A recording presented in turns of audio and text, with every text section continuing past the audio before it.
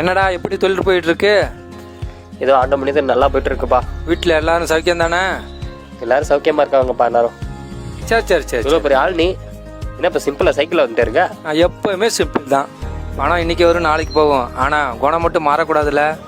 அது கரெக்டு தான் மாப்பிள்ள. வைத்தியக்கார பசங்க வேலையை முடிச்சு கடைக்கு வாங்கினா எங்கேயோ தொலைஞ்சு போயிட்டாங்க. சரி சார், உன்னை பார்த்துல ரொம்ப மகிழ்ச்சிடா எனக்கு. எனக்கு மட்டும் என்ன மகிழ்ச்சி தான்.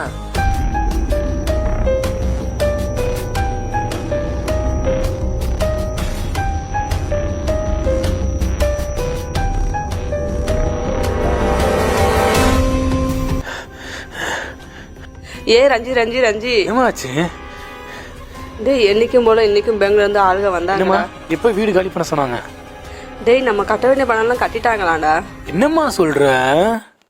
என்ன நொன்னமா சொல்ற? ஏண்டா இவ்வளோ தெளிவா சொல்றேன், மறுபடியும் என்னன்னு கேட்குற? எப்பாடா இந்த லெட்டர் பேங்க்காரங்க கொடுத்துட்டு போனாங்க. என்ன இது? லவ் லெட்டரா? ஆனால் ஸ்டாம்பெல்லாம் குத்திருக்கேன்.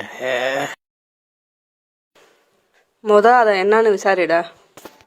சரிம்மா, நான் விசாரிச்சுட்டு என்னன்னு சொல்கிறேன். எங்கே அந்த ராசச்சி? பாட்டி வீட்டுக்கு போயிருக்கா, வந்துருவா.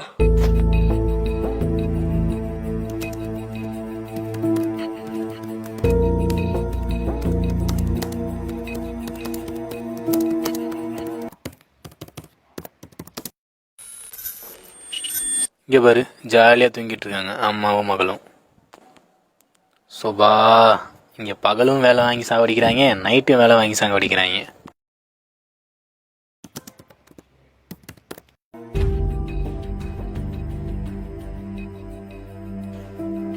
அதை என்னன்னு விசாரிடா.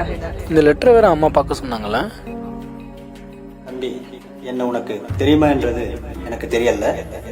ஆனா முன்ன எனக்கு நல்லா தெரியும். என்னை பார்க்கணும்னு நினைச்சா அதுல எழுதிருக்க அட்ரஸுக்கு நீ விருப்பப்பட்டா வரலாம்.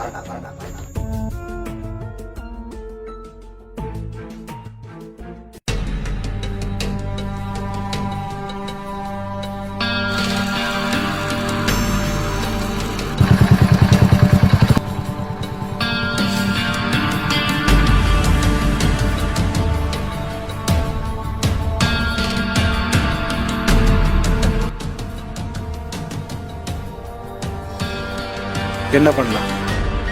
ஏறு.